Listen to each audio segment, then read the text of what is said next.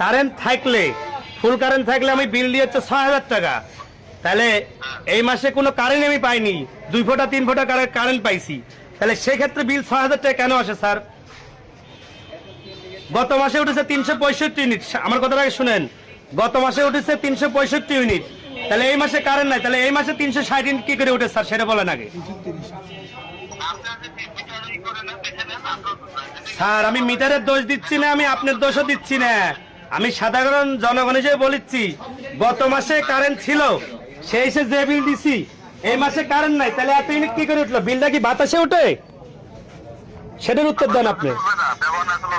তাহলে তাহলে আপনি কি করে বিলটা বেশি? আমি তো কারেন্টই পাইনি, তাহলে বিল আমি এত টাকা কেন দিব বলেন?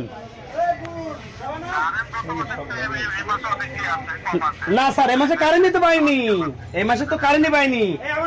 গত মাসে আমি এক গাদি মাল নষ্ট করেছি স্যার, আমার ফ্রিতে কারেন্ট থাকে না, আমার মাল নষ্ট, কাঁচা মাল নষ্ট হয়, তাহলে কারেন্ট থাকে না, বিল কেন আমি এত দেবো? সেটা আমাকে উত্তর দেন। আমি তো বারবারই বলছি আপনাকে যে আপনার মিটার একটা বিল আমরা বেশি করবো না, আপনি দেখে নেন যখন ওই যে আমাদের ছেলেদের আমার এই মিটার চেক করে কোনো উপায় আছে? আপনি দেখে নেন বাতাসে উঠে না। স্যার আমি বলেছি ওটা না, মিটারে তো কারেন্ট থাকলে তো ইউনিট উঠবে নাকি? অবশ্যই সাধারণ কিভাবে ঘুরে ঘুরে তাহলে কারেন্ট না থেকে এত ইউনিট কি করে ওঠে সেটা আমাকে, সেই প্রশ্নের উত্তর দেন।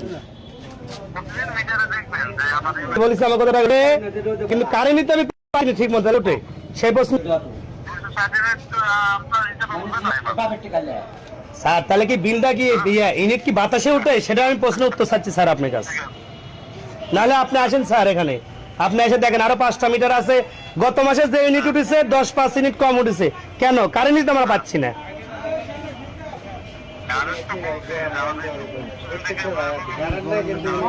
না শুনেন আমি বলি, আপনার এই রিডিং মাস্টারটাকে আমরা আটকায় রাখছি, আপনারা এখানে আসেন।